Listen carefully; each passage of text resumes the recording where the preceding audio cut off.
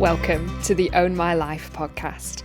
I'm Abi Thomas, and it is a joy to be with you as we meet amazing women who've all been through the Own My Life course, a 12-week course which enables women who've been subjected to abuse to regain ownership of their lives.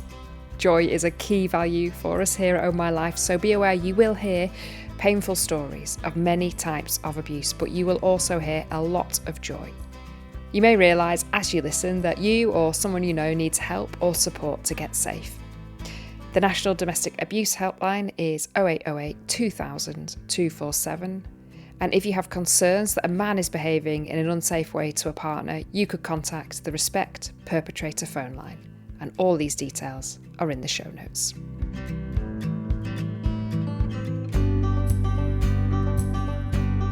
I'm delighted to be joined by Natalie Collins, creator of Own My Life. Welcome back to the Own My Life podcast, Natalie. Whoop, whoop, whoop, whoop. Episode 4.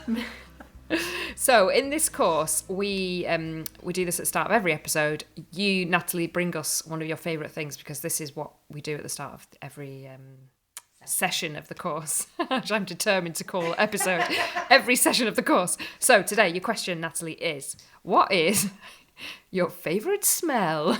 Well, I was thinking about this because my favourite smell, if I just come upon a smell in the world, is the seaside. So like the salt water, like just seasidey smells.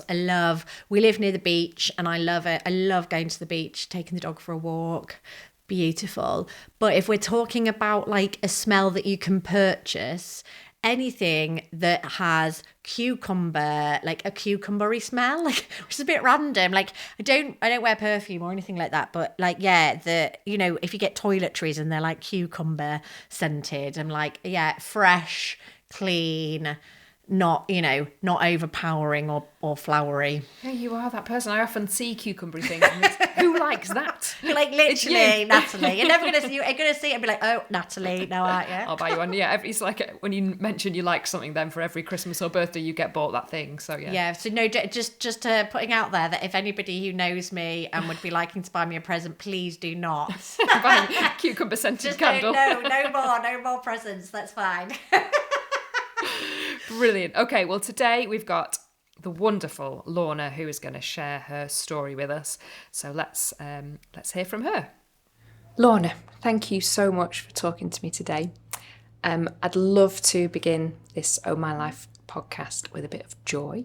Yes. So tell me, what's bringing you joy at the moment? What brings me joy is my network of women that I've got around us, and then helping women that have been through what I've been through. It's just, I'm very, very passionate about it, and I found my passion and my joy. I'm very joyful. I love that. I think you know that Own My Life is a lot about joy, and we're going to talk about some hard things today, but we will laugh as well along the way, and we're not going to apologise for that, are we? No, we're not. I'd love to hear a little bit about Her Circle. I've been part of Her Circle for quite a few years. I originally went there because I'd been through child removal. I was so desperate for identification and for not feeling alone. I felt like I was the only one. I was very ashamed of my story, and I just found this beautiful group of women that had been through what I'd been through. And it really helped us. We've done a lot of research and system change stuff. And, I've been to Parliament 3 times to try and change how women are being treated in services. And, it's absolutely beautiful. So Her Circle is, they support women with complex motherhood through recovery from addiction, mental health, domestic abuse, trauma. It's basically an organisation run by women for women. And I always yearned for a sisterhood. And I've got that now. What was the message you were trying to get across in Parliament? What do you wish politicians could hear about complex motherhood? Honestly, I feel like just reaching your hand out to women that are going through complex needs is really important to us. For a very long time, I was very lonely and isolated, and I feel like services were around us, but nobody saw us. And, I feel seen now, and I think we need more women's spaces. It's really important because, I wasn't allowed to go around other men. And also, when I was away from my partner, I didn't want to bump into women them drug services or mental health services or anything like that. So I think women-only spaces is really important. Women are dying prematurely from domestic abuse, drug addiction and suicide. So it was about like how we were going to stop that, because the numbers and the statistics are just horrendous. Let's hear a bit about your story. What happened to you that led you to become a part of this journey at Own My Life and with Her Circle? I've been around domestic abuse all my life. Unfortunately, my mum went through her own domestic abuse. I went through from refuge to refuge as a child. I used to love going to the women's refuges. It felt like a proper safe space. I'd went through child removal at a young age in my teenage years, and my self-worth was on the floor, and my drug addiction got worse, but I also just got with a really toxic person that was horrible to us from the start, because I felt like that's what I deserved, that it was okay because I was such a shit person for going through child removal. It was over a decade long, the relationship, and it was bad from the start, but it just got worse. It was very drug-fueled and a lot of control, a lot of sexual trauma, and I just totally went in on myself as a person, and my personality was totally different. I was exhausted all the time because I was just trying to keep up this facade, but nothing was good enough. Being constant on hyper alert, and I'm still quite hyper alert now, so I've sussed out my surroundings. The post-traumatic stress of it carries on. I'm really sorry that those things were done to you by that perpetrator. Could you share some of those controlling behaviours that he chose to do? In all my life, the Biderman behaviours are really related to every single one of those. It was a lot. It was financial control. It was sexual control. It was the exhauster. It was the nice one. It was absolutely everything. Believe it or not, my mind has tried to block out a lot of things, but there's a lot of things that stand out. Obviously, I've told you that I went through child removal, so when I used to see my daughter, I wasn't allowed to cuddle her or like hold her hand or anything like that, because you would get jealous. So I felt like I couldn't be myself. I used to have job centre appointments, and he would give me a lift to them, but then at the last minute wouldn't, so I'd end up missing them. So I ended up getting like sanctioned quite a lot. But if it was his appointments, I had to go with him.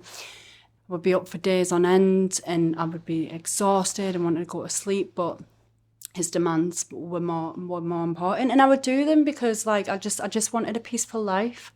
I just wanted to make him happy. What was it about you that changed as a result of the abuse, do you think? I don't recognise the person that I was. I was extremely underweight. I was very isolated. Would you mind sharing a little bit about your daughter and your relationship with your daughter through this time? Really, I think that she saved my life a little bit. So obviously I went for child removal when she was a toddler, and she got placed with my mum. And, I was able to see her through contact and stuff like that. But I had trouble with drugs and alcohol before the child removal, and I felt like I took more when I lost her, but then I also took more drugs to be able to go through what I went through with my perpetrator as well. She ended up coming back to us when she was about 10, 11, but I was in a domestic abuse relationship, and I did a runner, and I was so determined that I wasn't going to go back, and that was done, and I was sick of everything that I'd done, and I didn't want my daughter to see me go through that. And I was ignoring the phone calls, and then he did something really bad. He revenge porned us in a very intimate video of us online, and sent it to my daughter and my daughter's friends. So I rung him up to have a go at him, and then I ended up back with him. That's, you know what I mean? I was so angry with him. I was like, oh my, I'm going to ring him up. I'm going to have a go at him. I'm going to tell him he's this and that and that. And somehow he ended up manipulating it, and I ended up going back. Social services got involved again. She got removed. I told the social workers, it was obvious what was happening in my relationship, but I told the social workers, and I was desperate to get away. I tried going into refuges, but the women's refuges, there's just not enough of them. And they ended up putting me in a homeless shelter, and he would know where that was. So he would be sat outside, and I just kept going back. until nearly 6 years ago, I had enough again. So I'd lost my daughter again, and I just had enough. But the seed had been planted. I knew there was a better life out there. So it just gave us a little bit of hope. How do you look back on yourself at that time? Do you have compassion for yourself? Has Own My Life helped you to see that time in a different way? Own My Life has definitely helped me see it different. I used to think, like, why didn't I leave sooner? Why couldn't I leave for my daughter? Why couldn't I leave for my own sanity? But it's not that easy. It's just not that easy. I was trauma bonded to him. He convinced us that I'd be nothing without him. I'd be a prostitute. I would have nothing. I wouldn't be able to live without him. But I'm doing amazing, actually. So yeah. That's fantastic. What do you mean by trauma bonding? How do you understand that? How do I understand that? I understand that I went through the most traumatic thing of my life, and that was getting my daughter removed from me. I was in a very fragile place and a very vulnerable place, and I felt like I looked after him. Like, I treated him as if he was my kid. I would run around after him constantly, and, you know, and I thought, for a very long time, I thought that was acceptable and normal, and I felt like everything that he was doing to me was a punishment that I deserved. So yeah, I feel like we were bonded by trauma. We went through a lot of things together also. I so desperately loved him because he was all I had, and now I know that it wasn't love. It was just survival for me. It was definite survival. Leaving an abusive man is more difficult, more complex than perhaps someone looking in from the outside might understand. Could you talk to me a little bit about how you left? I just up and left. I said my dad was poorly, and that I would be back. And, you know, I moved like miles and miles and miles away, and I very much nearly went back. I met him a month later and ended up back in his house. And the one thing that helped us get back was I'd made a woman friend in a house that I was living, and I'd never had that woman connection before. And she rung us up and she was crying her eyes out and just said, please just come back. And I managed to get back, thank God. But that's not where it ended. For years and years, he would try and reach out on different platforms. I'm not on social media, and I don't want to be on social media because I don't want to be found.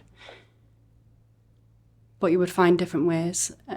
You know, my dad passed away, and he made up a profile of my dad's name and tried to connect with my daughter.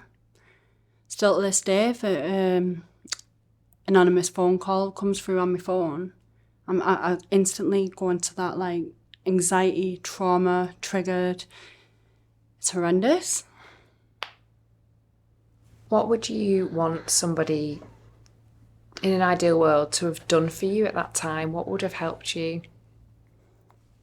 I feel like there was many times that I went to the council, and they were very helpful.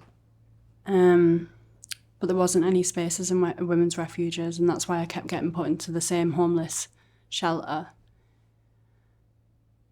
I think what's really helped me is knowing that there's other people out there, but I feel like when you're in that relationship, you can't get out of that relationship. We were with each other 24/7. There was no way that I could have reached out to a domestic abuse place. I think it was just chance, really. So the first time that I tried leaving him and I'd moved miles away from him, it was a spur of the moment thing. It was literally, I got my daughter from school and I just left, and it was madness. And the social workers were saying how well I was doing and everything was grand. And then, you know, obviously the second time I did the same sort of thing. I was lucky that my dad was there for us to live with. And it was a really hard decision for me to leave the most recent one, because I had to leave my daughter behind in foster care. And I wasn't too sure when I was going to see her, but I just knew I couldn't live like that anymore. I just knew I deserved better. I found a little bit of hope from the time before that I tried to leave. Them 2 times weren't the only times that I tried to leave. There was loads of other ones.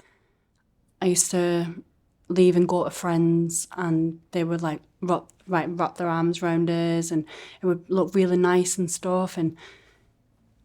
But then there was just that urge, because I had that voice in my head going, you're not going to survive without him. You can't live in this person's house. Like, you're a burden. I lost a lot of friends along the way because they tried, and I just kept going back. And I think they didn't understand that. It wasn't because I enjoyed being there, or like I wanted to be with him. I think it was just like I thought I couldn't survive without him.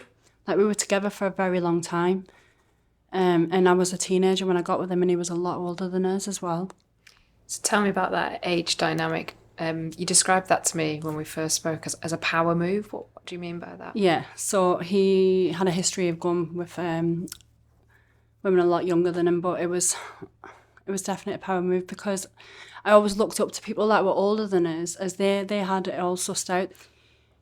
He had a really strong family, but that didn't work very well for me. But I like that family dynamic he had. I sort of seen him as a dad figure as well, because I had my own issues with my dad. I thought, God, he's gonna look after us. He's gonna protect us. Tell me about getting clean from your addiction. Oh, from the moment I got away is my clean date. So I'll be 6 years very soon, clean from drugs and alcohol. Congratulations. Thank you very much. It's been beautiful. It's been hard as well. I felt like I was craving him more than I was the drugs at first. I went through a real pining stage, a real heartbroken, not sure what to do stage. I was crying all the time. I was wondering what he was doing, who he was with. He would ring us. Yeah, it was just awful. I got straight into a drug service and started doing like SMART meetings, and then I found a fellowship, a 12-step fellowship that really helped us. I had like women around us as well that told me it wasn't acceptable, and a lot of the behaviours, I convinced myself that they were normal, but they weren't. And I think that was a coping mechanism for us, like, this is fine. This is what everyone goes through. What sort of things did you convince yourself were normal? Well, mainly the sexual thing, but I used, the sexual stuff, but I used to, I used to say to everyone, I like to be controlled. I'm an old-fashioned girl. Like, like justify it. Like, it's okay, I pushed him. It's okay, I should have tidied up when he said, it's okay, I should have had his tea done. He's allowed to react like that because I've been a naughty girl, And what did his reactions look like?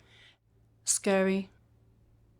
I think I adapted really well, and I was able to make sure it wasn't hitting as much. I would do everything that he said, and like it says in the All My Life as well, like the rules changed. So depending what day it was and what mood he was in, the rules would change. And like I was quite adaptable. So it was really exhausting having to constantly change my personality and change how I was going about things and stuff. But his reactions were very intimidating. A lot like the threatener. Like, I knew what he was capable of. It was violent, and he used to chuck me out. In the first couple of weeks of being together, like, he hit me with his car, and I become very obedient, but it never seemed to work. It was always, I wasn't allowed to have any bodily functions, it was just, but it was okay sometimes, and I was just so confused. I was constantly on edge, and it's affected us now. Like, I'm quite anxious and vigilant and very wary of people around us, like, and I suffer a lot with nightmares, and I've had a lot of therapy for them nightmares, but it is getting better, definitely getting better. So let's talk about Own My Life. Yes. Let's bring some joy in. Yeah. What point did the Own My Life course come along? So like I said, I was going to her circle for quite a very long time, and they decided that they were going to do the Own My Life. A lovely woman called Jasmine runs it, and I was so excited for it. Like, I didn't even know anything about it, but I am one of those people, like, I'm all ready for the healing. I need to get uncomfortable to get comfortable. Every week, it was challenging. I would go home, and my coping mechanism is to sleep if it gets tough. So, I would have little naps after me on my life. And every week, it was just like, wow. It was light bulb moments constantly. I was like, oh my God, that's why. So what happens? What you walk into a room and who's there, and what does the course look like? So yeah, we'll come in, have our cups of coffees and stuff, and we'll go through our favourite thing, like our favourite film, our favourite song. I struggled sometimes. I struggled with that because I wasn't too sure what I liked, but it really helped us to dig deep. There's 12 sessions all together. At the end, you would do like a feelings thing, and I find it hard to identify what's going on with my body and how I'm feeling. So that was really helpful as well. Yeah, and I was able to keep in touch with the other women if I needed to, and Jasmine, the facilitator, as well. I know you now facilitate the course as well. You do. Yeah, I do facilitate the course, and that's just a dream come true. Actually, like my life's purpose, I feel, is to turn all of my horribleness, all my trauma, all my past, all the icky stuff into beautiful stuff for women to have a better life. And for, like I said, I do a lot of system change stuff as well. So to change people for the future, I might not see that change in my lifetime, but I've contributed that little bit. I'll give an example of what I noticed after I'd done the course. So I'd gone on holiday and the seatbelts were on the other side of the thing, and I constantly kept going for the other side, and I thought, oh my God, that's my neural pathways already made a river for that behaviour. So I had to make my own little river of doing it the other way around, and it was just nice to know that I can go a different pathway. The paths that your brain has made are not the ones that it has to keep. Yeah, and also I really liked the values part as well. Yeah, I've never actually thought to myself, what values do I look for in a person? I'm very lucky to be in a really healthy relationship now, and he has a lot of the values that I like. But also, what values do I like for myself? I know how I want to be spoke to now. I know how I want to be treated. And I know now it's a choice how people treat you. And I'm like, everyone in my life, I'm like, that is a choice that you're doing that. To my daughter and stuff like that. It's not just the domestic abuse that it's helped us in all of the relationships in my life. Because I know my values now, I know what my worth is. And I really think that all my life really helped us with that. How I see it is that my perpetrator was nice to other people. He was such a, pleasant person to other people, but he chose not to be like that with me. There's no excuse. There's literally no excuse. And you're in a healthy relationship now? Yes, I am.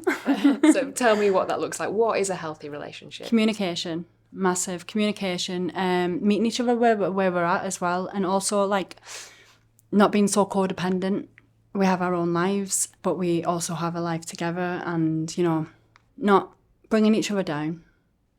I'm quite anxious, like I've already said, and, I worry quite a lot, and, I'm able to go to my partner and say whatever I need to, like if I need to say to him, look, I didn't like how that situation went, like we'll talk about it and we'll come to a solution, and that's beautiful. And what's your relationship with your daughter like now? Fantastic. So she's back in my care. She has been for the last 3 years. We've got an amazing relationship. We've always been in each other's lives, but now she lives with us permanently, and I'm able to be a mum. It's amazing. I love that. It's so fantastic. Do you remember times when you resisted the abuse? There's this kind of narrative that women just lie down and take what's happening to them, but do you remember anything that you did that would be classed as resistance, large or small? Yes. So I remember trying to resist. I think it was the one time that I did, and I got a broken nose, 2 black eyes, and, had to have an operation. Yeah, so I didn't resist after that. I'm very much, like the 5 Fs are really educational in the programme as well, but I'm definitely a friend. So you've got fight, flight, freeze, flop, or friend, these reactions that we can have to stressful situations. Yeah. So I'm definitely friend, and I'm definitely flop, and I'm freeze, because I did try to fight back one time and it was not worth it. Did doing that part of the course help you to understand why you'd done that and explain? Oh, definitely, yeah, because it's what's that word? primal. Primal. It's primal. It's instincts from like cavemen, isn't it? Cave women and stuff, like, you know, like the freeze, the flop, the friend, and and that's okay. That's okay, because it's just my body trying to protect us. Yeah, that was one of the sessions I found most amazing, was talking about the superpowers, how when you've been through trauma, you develop these superpowers. Tell me about your superpowers. I am a superwoman. God, I've been through hell and back. I've come out of it, and you know, I can help other women.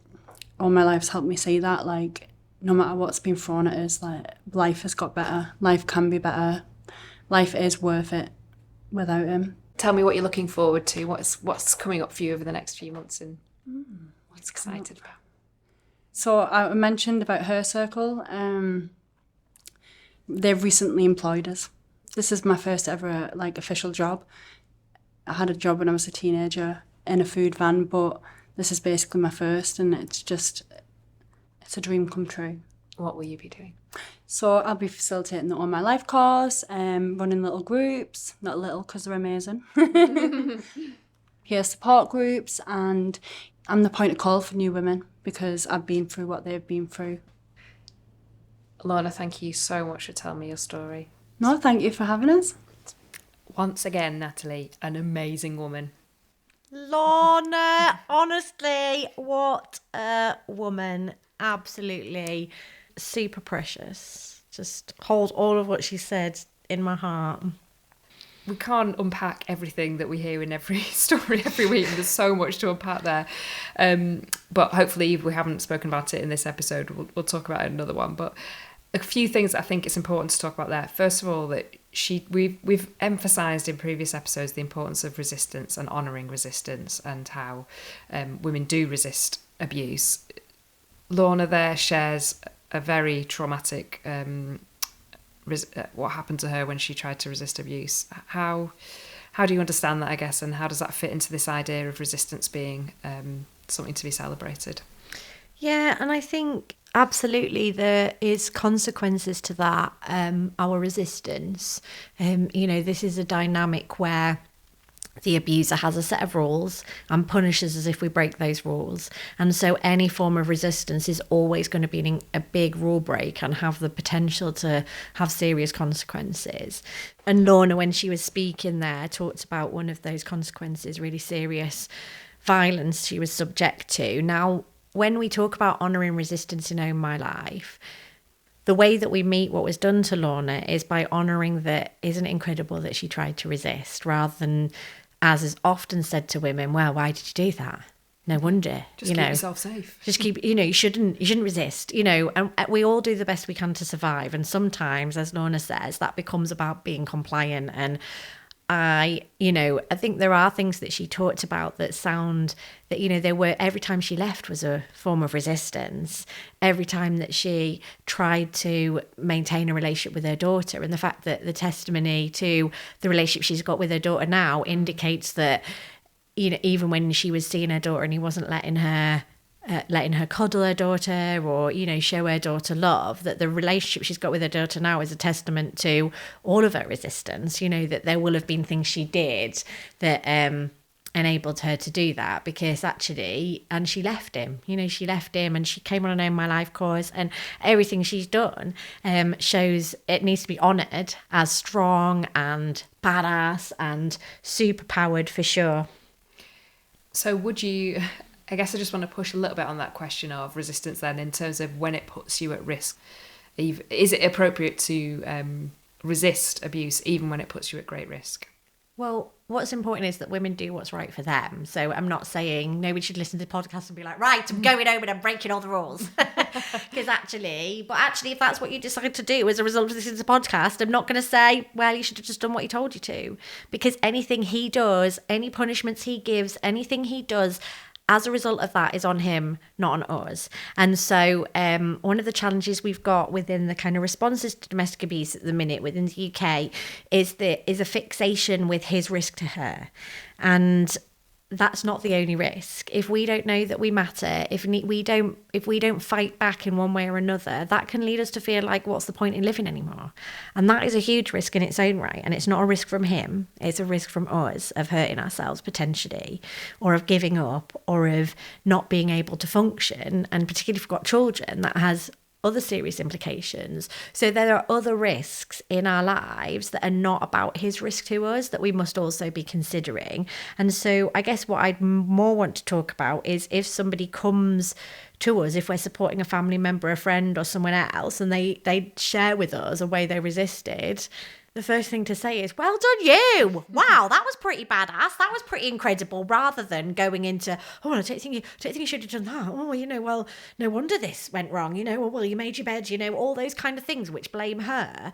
Absolutely not. We need to tell these stories, because otherwise there's this perception, and hopefully this podcast is part of challenging that perception, that women who are abused are sort of weak and fragile and broken and are passive and compliant, and that is not the truth. We always try our best to fight back, and the reason it's abuse is it's not something we're choosing, it's something he's choosing. And so it's really important that we find ways to honour resistance, while at the same time recognising that there are consequences to that which are on him and are his choices, not ours.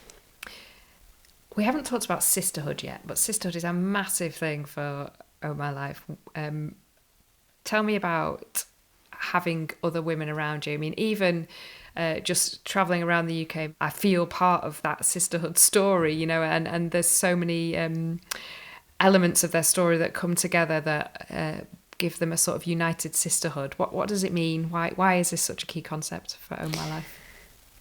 What an abuser does is try to strip us of anything that gives us power, anything that gives us strength. And friends and family are really important, but there's something about the reality that what men do to us and the systems of power that we are dealing with as women from a wider society, that making sense of that as a reality for women as a class of human beings that have a particular reality in a kind of male-dominated society, we can only really make sense of our choices, about what we do, about what we feel, if we realise that there's a sense of shared reality that comes from being female in a male-dominated society.